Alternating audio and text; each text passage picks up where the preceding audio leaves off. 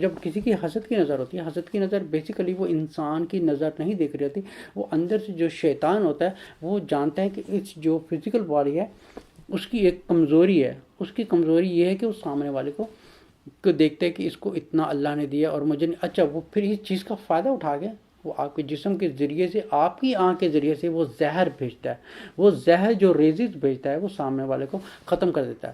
This is what the Prophet صلی اللہ علیہ وسلم سے کہ حسد کی آنکھ جو ہوتی ہے، جیلسی والے، کیوں اللہ تعالیٰ نے حسد کو یا جیلسی کو حرام کیا؟ Because this was the very first scene. جب آدم علیہ السلام کو بنایا گیا تھا تو جو ابلیس جو تھا، جو شیطان تھا، he was being rejected because اللہ نے فرمایا تھا کہ اللہ تعالیٰ نے ہر مخلوق کو اس کے جو آدم علیہ السلام ہے ان کو دوسروں کے اوپر پرائیورٹی دے دی ہے. تو ہی واز بینگ جیلس کہ سب کو اس کو بہتر بنا دیا. ایون کہ میں پرانی مخلوق ہوں، میں پچھلے زمانے سے چلا آ رہا ہوں، پر اللہ تعالیٰ نے اس کو ایک جو کلے کا بنا ہوا شخص ہے اس کو پرائیورٹی دے دی ہے.